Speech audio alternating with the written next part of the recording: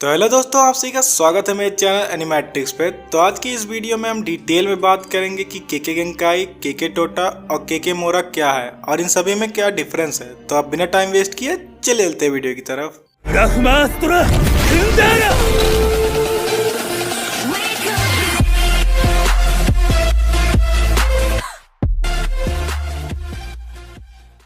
तो सबसे पहले हम बात करते हैं केके गेंकाई के बारे में। तो अगर हम केके गेंकाई को ट्रांसलेट करें तो ये बनता है ब्लड लाइन लिमिट। तो केके गेंकाई जेनेटिक गिफ्ट की तरह होते हैं जो कि आपको आपके एंसेस्टर्स से मिलते हैं, जिसकी वजह से इनकी जो एबिलिटीज होती है उनको लर्न करना इम्पॉसिबल होता है और केके गेंकाई की एबिलिटीज को शोरिंगन से भी कॉपी नहीं किया जा सकता। लेकिन एक ऐसे पर्सन के लिए केके गेंकाई ऑब्टेन करना जो कि नेचुरली एक केके गेंकाई के साथ बॉर्न नहीं हुआ पॉसिबल है, लेकिन उसके बारे में हम आगे बात करेंगे। तो पहले बात करते हैं कि केके गेंकाई एबिलिटीज नेचुरली एक्वायर कैसे करते हैं। तो ये वेरी करता है कि आप किस तरह की एबिलिटीज की बात कर रहे हैं। जैसे कि कुछ एबिलिटीज एक्सक्लूसिव होती हैं किसी पर्टिकुलर क्लैन के सभी मेंबर्स के लिए। एग्जांपल के लिए जैसे यूकी क्लैन की आइस रिलीज एबिलिटी, जबकि कुछ एबिलिटीज जेनेटिकली एक्सक्लूसिव होती हैं किसी एक इंडिविजुअल पीपल के लिए। एग्जांपल के लिए हाशिरामा की वुड रिलीज एबिलिटी, जिसे कि उनके अलावा कोई और सेंजू क्लैन का मेंबर यूज नहीं कर सकता। फाइनली अब बात करते हैं रेयरेस्ट केके गेंकाई की,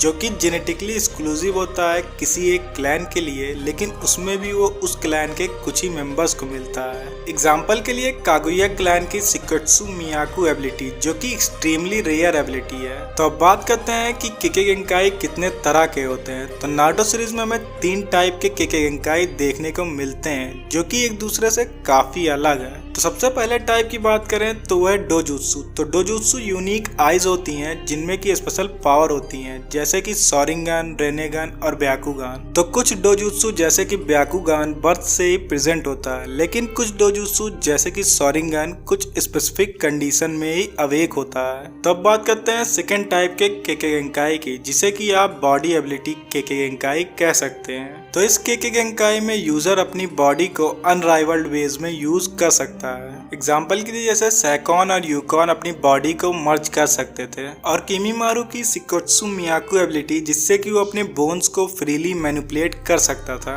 और ज्यूगो की बॉडी की नेचुरल एनर्जी को एब्जॉर्ब करने की एबिलिटी जिससे कि वो सेंजुत्सु को यूज कर पा रहा था, वो भी बिना किसी ट्रेनिंग के। तो अब बात करते हैं थर्ड टाइप के केके गेंकाई की, जो कि एडवांस नेचर ट्रांसफॉर्मेशन है, या आप इसे नेचर रिलीज केके गेंकाई कह सकते हैं। तो ये स्पेशल टाइप के नेचर ट्रांसफॉर्मेशन है जो कि बेसिक 5 नेचर ट्रांसफॉर्मेशन के आउटसाइड एग्जिस्ट करते हैं। तो इसमें यूजर 2 बेसिक नेचर ट्रांसफॉर्मेशन को कंबाइन करता है एक नए नेचर ट्रांसफॉर्मेशन को बनाने के लिए। एग्जाम्पल के लिए जैसे वाटर और विंड को कंबाइन करके एक यूजर आइस रिलीज को यूज कर सकता है, और फायर और अर्थ को कंबाइन करके वो लावा रिलीज को यूज कर सकता है। और मैं आपको बताना चाहूंगा कि 2 डिफरेंट नेचर ट्रांसफॉर्मेशन को एक साथ कास्ट करना और उन्हें एक साथ मर्ज करके डिफरेंट नेचर ट्रांसफॉर्मेशन को यूज करना दोनों अलग चीजें हैं, क्योंकि इन दोनों के रिजल्ट डिफरेंट होते हैं। और एनिमी के हिसाब से जिन लोगों के पास इस तरह के केके गेंकाई होते हैं उनके पास उन दोनों चक्र नेचर्स की एफिनिटी होती है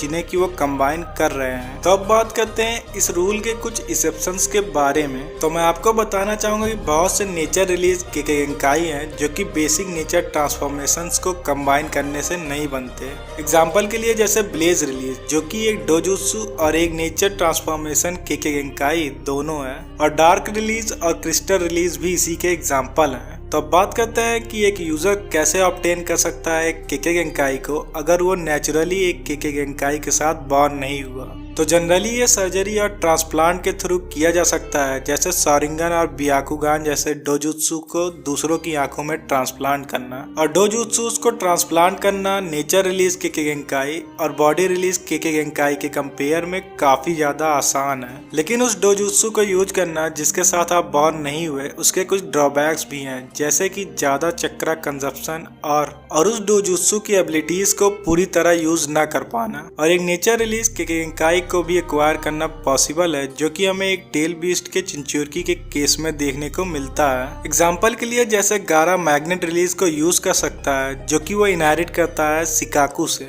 और रोसी जो कि लावा रिलीज को यूज कर सकते थे, जो कि वो इनहेरिट करते थे सन गोकू से। तो अब बात करते हैं केके टोटा के बारे में। तो अगर हम केके टोटा को ट्रांसलेट करें तो वो बनता है ब्लड लाइन सेलेक्शन, जो कि और भी ज्यादा एडवांस है केके गेंकाई से। तो इसमें यूजर 3 डिफरेंट नेचर ट्रांसफॉर्मेशन को कंबाइन करके एक नए नेचर ट्रांसफॉर्मेशन को बनाता है। एग्जाम्पल के लिए जैसे डस्ट रिलीज, जो कि एक नेचर ट्रांसफॉर्मेशन केके टोटा टेक्निक है, जो कि अर्थ विंड और फायर नेचर ट्रांसफॉर्मेशन को कंबाइन करने से बनती है। तो अब बात करते हैं केके मोरा के बारे में। तो अगर हम केके मोरा को ट्रांसलेट करें तो ये बनता है ब्लड लाइन इनकम्पैसिंग। तो केके मोरा एक एडवांस ब्रांच है जुत्सु की, जिसे कि सिप और सुसुकी क्लैन के मेंबर जैसे कि कागुया और सुसुकी या उनके direct blood line related members ही यूज कर सकते हैं। और कागुया और सुसुकी की सभी टेक्निक्स और एबिलिटीज को केके मोरा कहा जाता है, लेकिन हागोरोमो और सुसुकी की सभी टेक्निक्स और एबिलिटीज को केके मोरा नहीं कहा जाता, क्योंकि वो एक हाफ ब्रीड थे और उनके सिर्फ रेनेगन को ही केके मोरा कहा जाता है। तो अब हम केके मोरा के बारे में थोड़ा और डीप में बात करते हैं। तो क्योंकि केके मोरा सोर्स है सभी चीजों का, जिसे कि सबने इनहेरिट किया है, तो इसी वजह से इसकी जो पावर्स है वो भी काफी ज्यादा हैं। एग्जाम्पल के लिए जैसे कागुया का जो ब्याकुगान है, जिसे कि ह्यूगा क्लैन ने इनहेरिट किया है, लेकिन ह्यूगा क्लैन का जो ब्याकुगान है वो बहुत वीक है अगर हम उसे कंपेयर करें कागुया के ब्याकुगान से, क्योंकि वो सोर्स है।